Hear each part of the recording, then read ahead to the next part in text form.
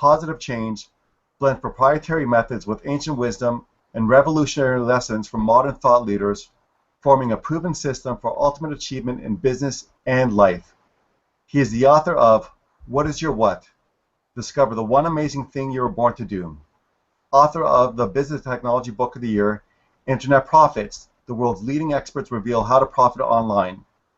Author of USA Book News, Self-Help Book of the Year, Journey to You, a step-by-step guide to becoming who you were born to be.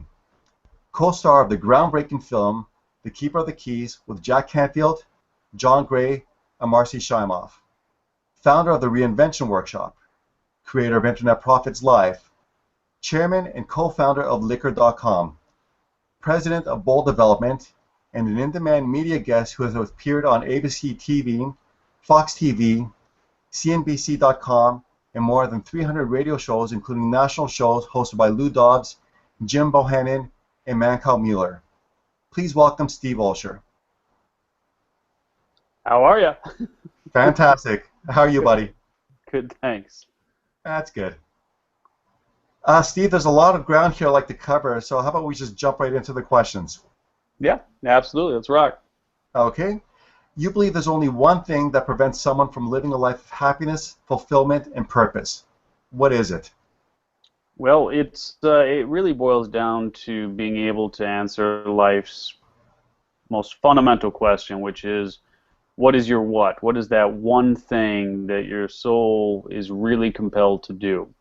And most people will go through life without ever really even contemplating the question, let alone figuring out the answers to it.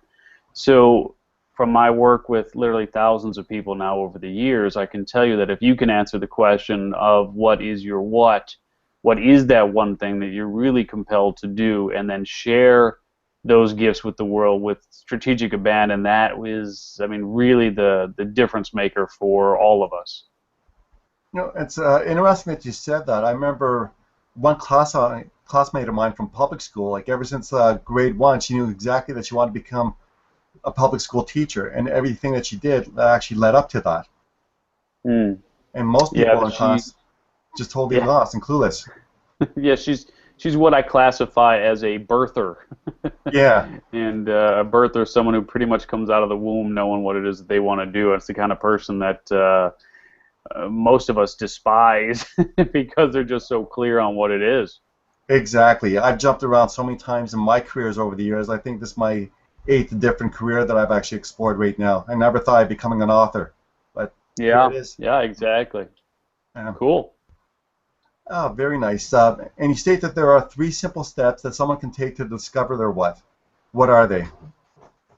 So discovering your what is comprised of 3 individual components, and those components include, number 1, being able to identify what your specific gifts are, number 2, the vehicle that you use to share those gifts with the world, and then number 3, the people that you're most compelled to serve. And so those 3 elements together combined solve the equation, provide the answer for you in terms of how you answer the question for what is your what. But to get started right now, before you jump into each of those steps, and not sure if you've seen this or not, George, but this is the new book that's coming out, which is called What is Your What? Discover the One Amazing Thing You Were Born to Do, which is being published by Wiley.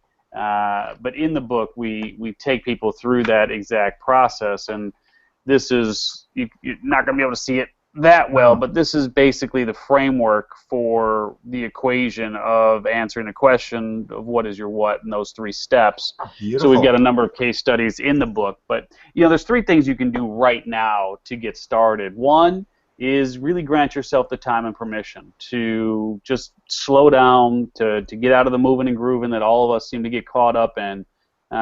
Go for a walk, do some meditation, read a book, whatever it might be, but really invest time into yourself and grant yourself that permission to get to the answer that you're looking for, that all of us are looking for, which is how we're naturally wired to excel and what it is that we're naturally compelled to do. So that's number 1, grant yourself that time and permission. Number 2, you may have to get out of denial. I mean, a lot of us spend a lifetime in denial about what it is that we're here for. And denial takes a lot of different forms, right? It's I don't have the knowledge, I don't have the time, I don't have the money, people won't approve, I don't have the patience, whatever it might be. We just deny ourselves and others the gifts of who we inherently are, sometimes for years, sometimes for decades, sometimes for a lifetime. So you may have to get out of denial about what your what actually is. And then number three, you may have to go farther back in your life to reconnect with what your what is, because I do believe that at some point in our lives we were all connected with our what, but life happens and you get thrown off path. And so if that's the case, then you may have to go farther back in your life to reconnect with what your what is. I mean, for instance, when you were a child, maybe you loved to paint. And so you had a favorite color, and your favorite color was blue, and so all of your paint was blue. And your mama had a favorite color, and her favorite color was white, and so all of her carpet was white. And one day when you were painting, that blue paint met the white carpet, and it wasn't like one of those Reese's peanut butter cup moments of chocolate meeting peanut butter and everybody's happy. When that blue paint hit the white carpet, you got yelled at, and you buried that to the nether regions, never to be heard from by anyone, including you, ever again. And you quickly associated painting with pain. And so that's about all that it took. So you may just have to go farther back in your life to reconnect. But those are three simple ways to get started. Very interesting. Steve, you're also known as America's reinvention expert. What exactly does it mean to reinvent yourself? So reinvention to me it's kind of an overused term now at this point, because the Burger King talks about reinventing the hamburger and that sort of thing. It's probably time to explore other adjectives to describe what I do, but nevertheless, to me, it's all about just becoming very clear on who you are as opposed to changing who you are. It's more of sort of shedding the shackles and the clothes and the costumes and everything that we've gathered over the years, and just get it stripped back down to the core essence of who you are, and honor that inherent blueprint that exists within. Can you provide examples of people who have discovered their what and are changing the world as a result? Sure. So in a little bit earlier here, I talked about your friend who is a birther, right? And so this is somebody who came out of the womb basically knowing what it is they want to do. So there's four types of people. There's birthers, there's wanderers, and wanderers are people who just kind of roam the earth for a lifetime without ever really honing in on what it is that they're compelled to do. Now, I don't mean that in a derogatory sense. I mean that in the sense that they probably just either A, haven't received the education that they need in order to get to those answers, or B, may not even have been exposed to the concept that it's possible for there to be something that they are, in fact, compelled to do. So they wander through life and never tap into the inherent gifts that lie within. The third group are what I call reinventors, and these are people who make a 180-degree turn. Now, Dr. Joe Amoya is a great example. I love sharing Joe's story because he was a licensed chiropractor, and I say was. So he went to school, opened his own practice, had thousands of dollars coming in on a weekly basis with people paying him to be a chiropractor. Really great business, and woke up one morning and just said, I can't do this anymore. This is not what I want to be doing. Mm-hmm. And he ended up just really going back to square one, reinventing his whole life. And today he's known as the Smarter Dating Coach, and he helps single women find love. So yeah, it's an interesting transition from a chiropractor to a dating coach. Like, you wouldn't have really seen a connection happening there. Yeah, I mean, it's pretty amazing, really, how he was willing to enter into that transition to make it all possible. But it's an amazing story. And then the fourth group of people are what I call shifters. And shifters are people who look at the areas of their life and make a subtle shift that makes all the difference. And so, as I showed you in the diagram, you have your gifts, you have your vehicle that you use to share those gifts with the world, and then you have the people that you're most compelled to serve. So I worked with a woman who joined me at the workshop that I teach, which was called the Reinvention Workshop.